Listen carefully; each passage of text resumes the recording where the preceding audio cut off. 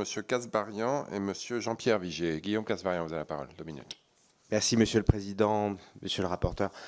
Merci de mettre l'accent sur ce fléau qui est le problème de la couverture en très haut débit mobile dans la ruralité. C'est un fléau qui touche tous les Français, qui nous touche aussi très particulièrement en Eure-et-Loir. On est dans le même territoire, Monsieur Vigier, Madame de la Raudière. Et effectivement, il n'est pas rare de d'avoir de très très grosses difficultés pour capter, pour communiquer avec ses proches, pour travailler, pour se mouvoir aussi. Et donc c'est un fléau sur lequel tous nos citoyens sont absolument sensibles. Donc merci de mettre ce sujet sur le devant de la scène, parce que c'est un sujet du quotidien qui est très important pour tous. Je suis d'accord sur la question du diagnostic, sur le fait que ça n'aille pas assez vite. Il y a une impatience des élus, il y a une impatience des citoyens, il y a une impatience de tout le monde qui dit « vous nous avez promis qu'on allait capter très très vite », tout le monde d'ailleurs promet que ça va aller très très vite. La réalité, c'est que ça prend du temps, beaucoup plus que ce que certains avaient imaginé au départ, et qu'il y a une vraie impatience sur le terrain. Donc je partage ce constat-là et ce diagnostic. Je partage aussi votre objectif qui est d'aller plus vite, qui est de dire quels sont les moyens qui permettraient d'accélérer vraiment pour obtenir des résultats et que tout le monde puisse, chez soi, dans le train, sur la route, capter et avoir une conversation téléphonique qui marche à peu près et avoir accès au très haut débit.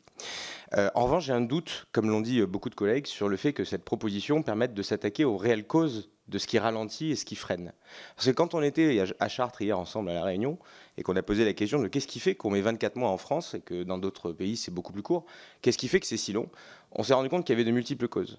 Il y avait la question du choix du site avec des données qui faisaient un peu polémique. Il y avait la question dans certains territoires de citoyens qui ne veulent pas de l'installation de certains points, de certaines antennes. Il y avait la question de certains opérateurs qui nous disaient qu'ils avaient un problème d'installation physique sur le territoire. Il y avait parfois la question du raccordement sur le ERDF.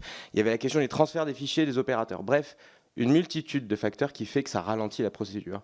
Et du coup, ma question, c'est est-ce que le sujet, c'est pas vraiment une loi, même si elle est très bien écrite et si elle est très bien rédigée, est-ce que la question, elle n'est pas plus sur le pilotage et la mise en œuvre, la partie opérationnelle, sur comment est-ce qu'on accompagne et on donne les moyens, ressources humaines, ça a été dit, ingénierie, personnes sur le terrain, qui permettent de vraiment contrôler que l'action fonctionne et qu'on arrive à accélérer les délais. Ma question, c'est est-ce que vraiment on est sur le bon vecteur qui va changer les choses et révolutionner tout, même si la loi est très très bien écrite, ou est-ce qu'il n'y a pas d'autres facteurs qui permettraient vraiment d'avoir des résultats opérationnels beaucoup plus rapides, parce que les causes réelles de la lenteur sont de nature, de pilotage, de management et d'excellence opérationnelle qui font cruellement défaut et que nous avons pu observer hier après-midi ensemble à Chartres. Je vous remercie.